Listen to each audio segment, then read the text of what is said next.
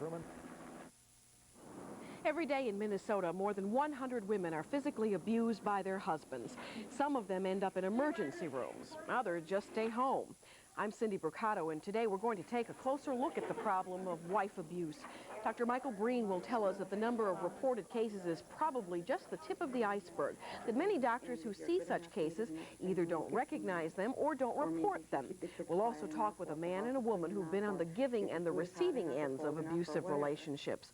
And then a little bit later in this newscast, film critic Arthur Ballot will join us for a look at what may turn out to be one of the year's blockbusters, The French Lieutenant's Woman. All that and more in the next half hour on Eyewitness News at 5.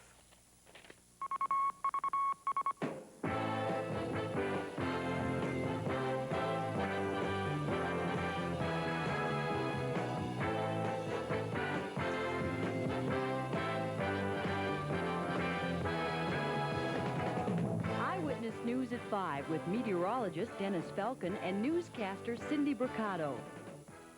Good afternoon, everyone. Moshe Dayan, called by some people Israel's most popular hero, died today of a heart attack. Stan Turner in the newsroom with the details of that story. Yes, thank you, Cindy, and good afternoon, everyone. The veteran warrior and statesman is dead at the age of 66. He was a born soldier, released from a British jail to fight in World War II, then fought against Britain to make Israel a free country after World War II.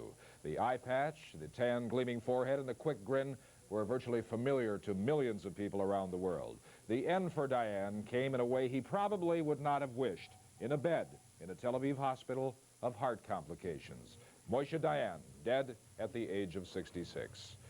At least 32 miners are dead and another 89 unaccounted for after a leak of deadly methane gas in a Japanese coal mine. That in the town of Yubari on an island about 500 miles north of Tokyo. Some of the missing are still trapped in pockets of fresh air down in that mine. They were trying to work their way to the surface as the methane gas dissipated. Rescue crews equipped with gas masks were also working their way down into the mine. A Rolling Stones fan fell 40 feet to her death in Seattle's Kingdome last night. Another woman was arrested after police were told that she had threatened the life of the lead singer of the Rolling Stones, Mick Jagger. The dead girl was 16 years old. She fell while waiting on a pedestrian ramp for that show to start. There was no trouble, though, during the Rolling Stones concert, which was attended by a sellout crowd of 71,000.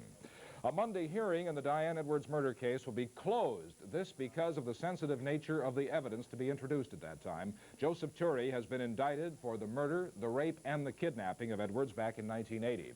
A Sherburne County judge is in the middle of pre-trial hearings now and agreed to that closed-door hearing when a taped conversation between Turey and a sheriff's detective will be played in the courtroom. The tape was made while Turey was being held on an unrelated rape charge. A spy convicted of selling top-secret information to the Soviet Union 18 years ago has been sentenced to life in prison, the maximum sentence possible. The judge rejected a plea for leniency in the case of Joseph Helmich, Jr. The judge also ordered any profits from a book Helmich is thinking about writing be donated to the U.S. government. Military burial today at Fort Snelling National Cemetery has generated some controversy. The remains of two World War II pilots, Lieutenant Charles Springer of Rochester, Minnesota, and Captain William Gronemeyer of Green Bay, Wisconsin, were buried together in a single casket.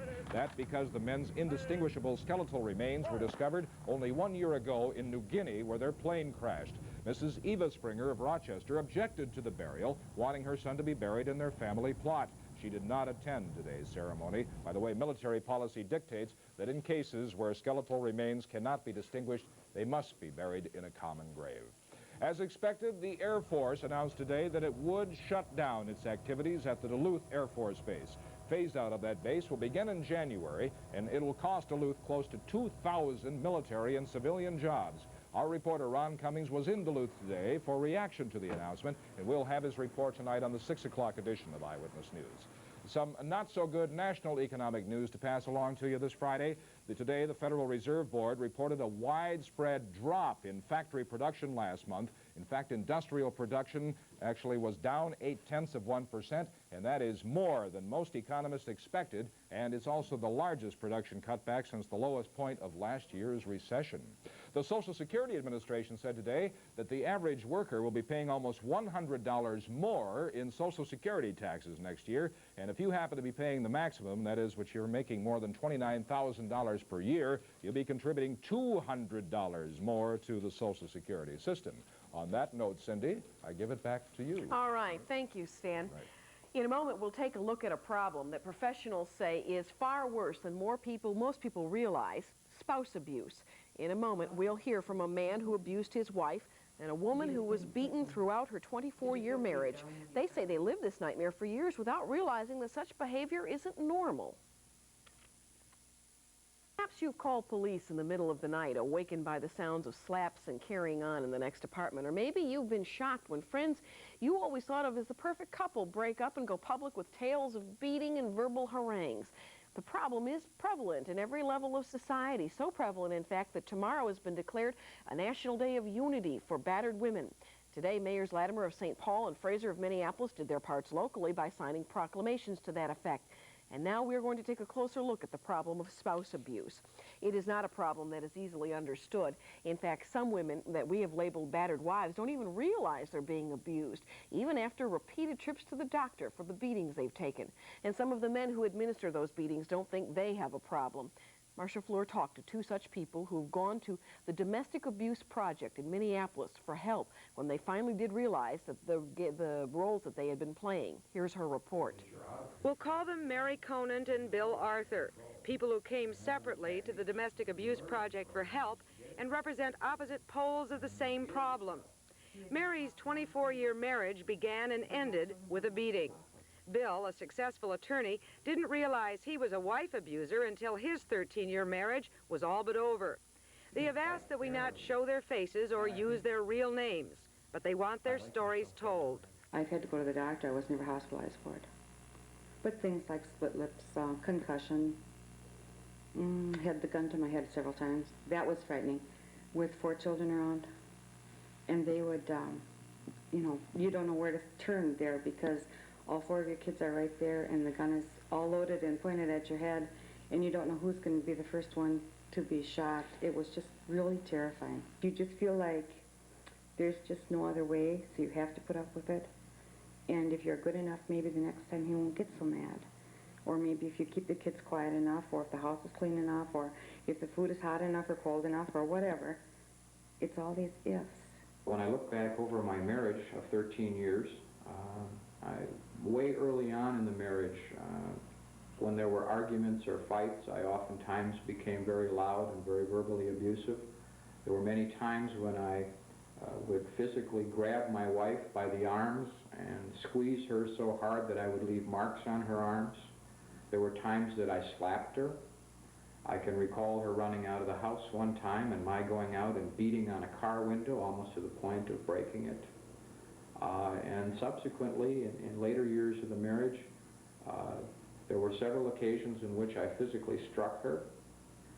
The kind of grabbing continued, and you know, it was hurtful to her. It was, and I didn't see it as abusive. What were the kinds of feelings that you had which led up to violence, to grabbing, slapping?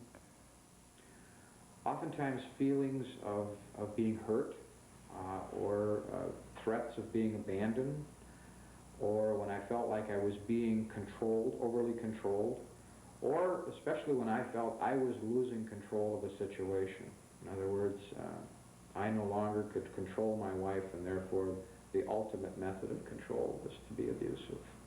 I think you minimize the things that are happening so that you don't, you're not really being rational about the things that are going on. For instance, the gun thing. I didn't think that was so terrible at the time. You didn't. But now, it's just horrible. I can't believe ever having gone through that. Bill thinks there are a lot of men who get rough with their wives, thinking they're behaving normally, believing that because they didn't put her in the hospital or break bones, they don't have a problem. As for Mary, much of her fear still exists. Although she's gotten help from the Domestic Abuse Project, her ex-husband won't recognize he has a problem. and she says she will fear him until the day she dies. This is Marcia Fleur, Channel 5 Eyewitness News, Minneapolis. Each year, about 4,000 cases of domestic abuse are reported to authorities, but state officials say those cases are just the tip of the iceberg. Experts say the real number of such beatings is at least 20,000 every year, and most beatings are never reported, often because physicians feel that to do so would violate the doctor-patient relationship. Well, our Dr. Michael Breen is here with more on that story. You know, Cindy, technically, it's illegal not to report a known case of abuse of a wife. But state officials say such beatings are almost never reported by private physicians. Experts say most doctors just avoid the issue. Others don't know the proper signs to look for. Since the patients of those doctors are often well-to-do, laymen get the false impression that domestic abuse only occurs among the poor.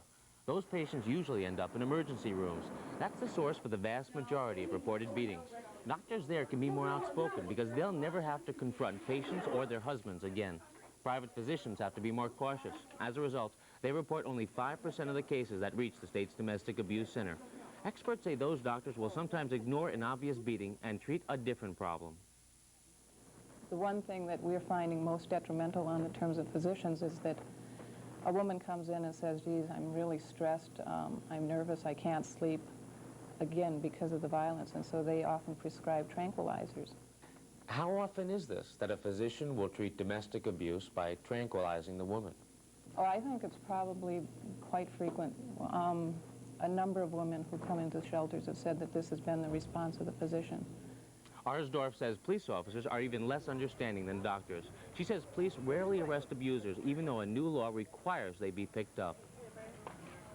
And if they see that there are visible signs of injury on a woman, or a man for that matter, and that it's happened within 4 hours, they can arrest based on probable cause that he beat her up. Now, are many police officers following this rule?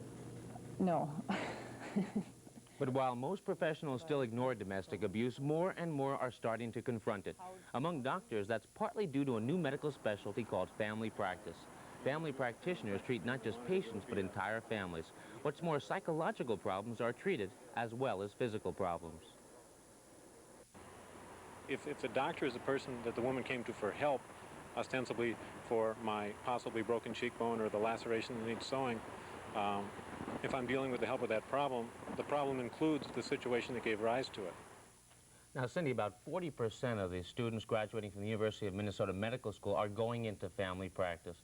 So hopefully in the future, doctors are going to be a little more open about what is now a kind of open secret. And to clarify one aspect of this story, we're talking about men who beat up on women, husbands who beat up on wives. What percentage is there of wives who beat up their husbands? We hear an awful lot. There is. You know, I got caught in the beginning of this piece because you don't know whether to say spouse or wife abuse. The fact is that 0.5% of all cases are men who are being abused by their wives or female people they live with. So the dramatic majority is women very being much beat up by wife their abuse, husbands. yes. There are places for people to go who want to change the pattern of abuse that is dominating their lives. Now, one such place is the Domestic Abuse Project that we mentioned earlier. That is in South Minneapolis. Standing by live with us is Gunnar Bankovitz, a men's therapist at the project.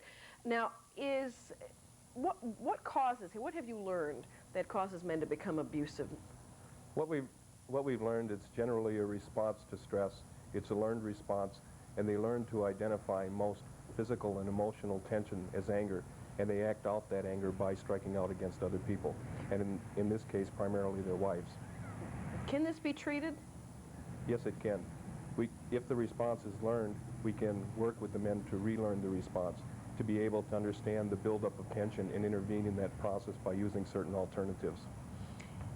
A man who abuses his wife, is he likely to go on and abuse his children also? Not necessarily. When we're looking at the statistics, you find that child abuse in this population is not much greater than child abuse in the population at large. Why is that? It would seem to me that anger would be vented in a number of ways. But one of the characteristics of men involved in violent relationships is they're generally extremely dependent on their partners. And so part of the abuse is to control their partners. And they don't experience the same kind of threats from their children. because they're real emotionally dependent on their wives. Is this a classic love-hate relationship? There is actually affection being expressed here, or at least a need being expressed here? Okay, there is affection being expressed, but a lot of the feelings never get expressed in ways other than through violence. A lot of the hurt or inadequacy or things like that the man might be experiencing, he has not learned through his training and his growing up how to express those in an appropriate way. Is there a way that a man can realize early on that he has this potential? Yes, there is. It seems to have a gradual start. It might begin by striking out at objects and then verbal abuse, and then gradually escalate to the form where he is physically abusing the person. Well, thank you very much for joining us. We wish you good luck also in your project, a very worthwhile one it seems to be. Thank you. In a moment, we're going to check in with meteorologist Dennis Felkin, who will answer the all-important question of